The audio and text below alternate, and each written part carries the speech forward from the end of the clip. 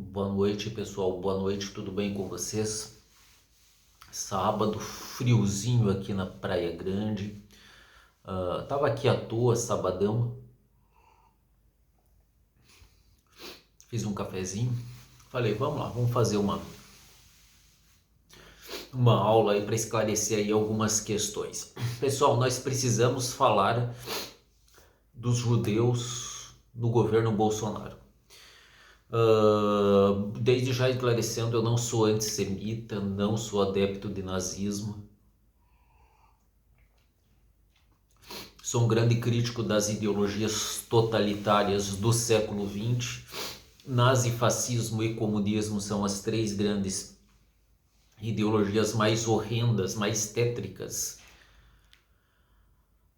que existiu em toda a história humana. Nada foi pior do que nazifascismo e comunismo. Ceifaram milhões de vidas de inocentes. Regimes autoritários, violentos, racistas, enfim, que nunca mais pode nem sequer cogitar voltar nenhum desses três regimes. Nunca mais ao nazismo, nunca mais ao fascismo, nunca mais ao comunismo. Porém, olha só,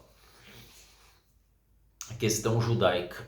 O Marx, em 1800 agora vocês vão me perdoar a imprecisão, lá pelo século XIX, lá, ele escreveu uma obra intitulada A Questão Judaica. A Questão Judaica. Onde essa obra foi considerada por muitos uma obra antissemita, de ódio ou aversão ao judeu. Por quê?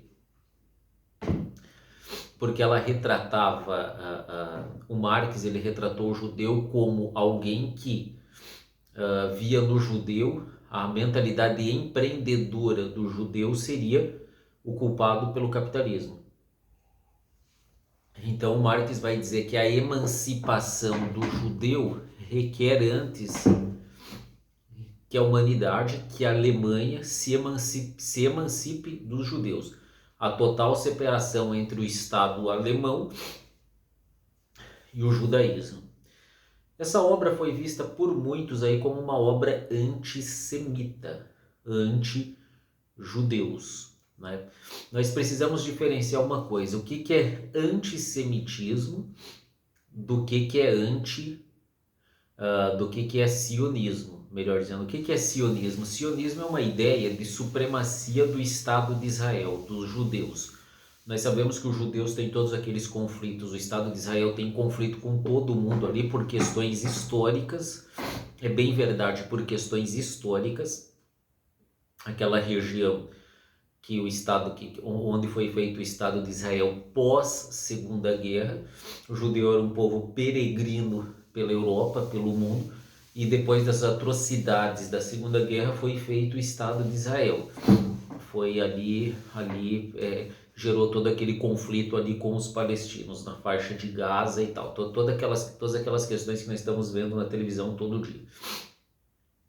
O que ocorre? O sionismo é uma ideia de afirmação do povo judeu. O povo judeu é o povo eleito, o povo escolhido por Deus, o povo que será arrebatado, o povo que será salvo, o povo da Bíblia, o povo da palavra, né? O povo escolhido, eles são o povo escolhido.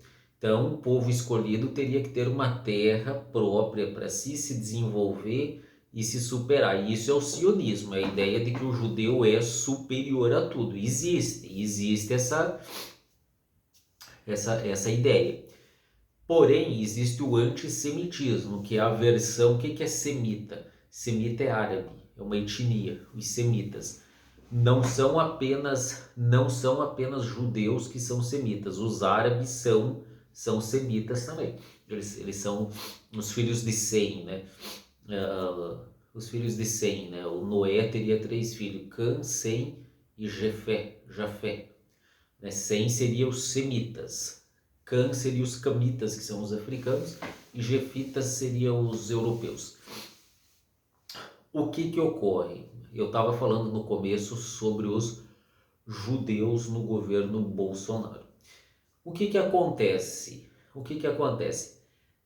Quando o Bolsonaro se candidatou, toda a esquerda fez uma propaganda, um marketing, no sentido de que o Bolsonaro seria nazista e teria adeptos entre os seus eleitores, entre o seu séquito, o seu grupo seleto, o clã, o chamado clã do Bolsonaro, teria nazistas. O que começou a ocorrer desde o primeiro dia aí da posse do Bolsonaro? Começou a ocorrer que o primeiro-ministro de Israel veio na posse, as tecnologias, algumas tecnologias lá de Israel foram implantadas aqui no Brasil na gestão Bolsonaro. Alguns ministros do Bolsonaro são conhecidamente judeus, o Weintraub é um exemplo deles, tem outros também. O que acontece? Houve uma vinculação muito forte de um tipo de judeu, rico principalmente, com o governo Bolsonaro. Você vê que eles apareceram aí, rabinos aparecendo, tirando fotos com o Bolsonaro, e a comunidade judaica aplaudindo o Bolsonaro, e tudo bem. O que nós devemos saber? Que apesar do Estado ser laico, a sociedade não é laica. A sociedade tem religião. A sociedade professa uma religião, no nosso caso é o cristianismo. Então nós precisamos fazer uma distinção entre Estado e governo. Estado são instituições permanentes, governo são projetos que uma parte da sociedade que vira governo impõe. O que acontece então? Houve uma forte vinculação no governo Bolsonaro, houve uma forte vinculação da comunidade judaica dentro do governo Bolsonaro, e não só judaica, como maçônica. Nós sabemos muito bem da forte tradição histórica que tem a maçonaria na política brasileira, no exército, nas forças armadas, nessas questões de construções, de construtora, de grandes obras de engenharia. Você sabe que a tradição maçônica ela se constituiu a partir dos de guildas, de associações, de corporações de ofício oriundas dos construtores, daqueles que constroem, pedreiros e tal. Quem dominava aí na Idade Média a construção das catedrais, as fortificações militares, as fortificações de castelos, de templos, de catedrais, era quem dominava a arte da construção. Quem dominava a arte da construção? Os chamados pedreiros. Daí está a origem da maçonaria. Mason, do francês, é pedreiro. E dentro dos governos brasileiros, da história, não só dos governos, da história brasileira, a maçonaria, tanto no Império quanto na República, teve papel proeminente. A nossa independência foi maçônica, a nossa república foi maçônica, uma parte, 1/3 desse país foi feito por maçom, um outro terço pelo exército e um outro terço pela Igreja Católica. O Bolsonaro é oriundo dos meios militares, tem forte tradição maçônica nos meios militares, é engenharia e militares. Além das lojas, além de alguma influência no judiciário, a maçonaria é muito influente. O que nos chama a atenção, o Bolsonaro foi taxado de nazista. No entanto, ele posou aí durante esses 4 anos de governo do lado de judeus o tempo inteiro, da comunidade judaica e da maçonaria. O que nos chama a atenção é que a propaganda bolsonarista ela tinha um forte apelo aí dos evangélicos, né? Dos evangélicos. A grande propaganda, um grifo meu, quem elegeu no meu modo de ver o Bolsonaro foi a bancada evangélica. Por quê? A bancada não, a comunidade evangélica. Porque os evangélicos, apesar de eles serem minoria não, o número de evangélicos é um número grande, só que é menor que o número de católicos. Se você somar os católicos praticantes, eu penso que tem mais evangélicos praticantes do que católicos. Então eles são uma bancada muito unida, uma comunidade muito unida, forte, em alguns segmentos muito próspera e muito influente, e ajudou o Bolsonaro. Porém, o que nós precisamos distinguir? O que é o discurso de massa? O que é o discurso da massa? Evangélico, cristianismo, família, valores cristãos. O que é a lógica interna? Qual foi a lógica interna do governo Bolsonaro? Se cercar aí de elementos aí que nem sempre eram cristãos. Eu estou dizendo com isso que o Estado deveria ser um Estado cristão? Não, não.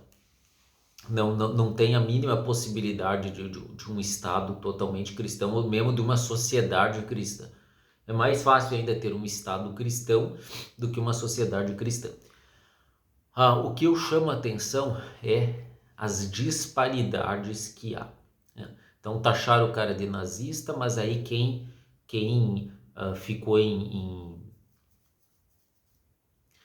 quem teve ascensão no governo dele foram judeus e maçons, né? A propaganda era evangélica, mas ele se cercou também desses grupos, desses segmentos lá no governo dele. É de se pensar por que alguns grupos em determinados governos eles têm tanta força. Nós pensamos aí, quem deu suporte para o governo Bolsonaro? O agronegócio, a indústria bélica das armas. Mas lá, na cúpula do poder do Bolsonaro, você tinha enorme presença de maçons e de judeus. E para massa, para grande massa, evangélico.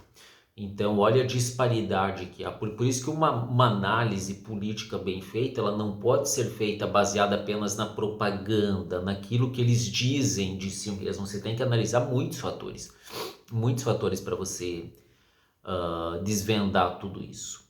Beleza, pessoal? Ficou a dica, era esse o meu recado. Os judeus e maçons no governo Bolsonaro. Falou!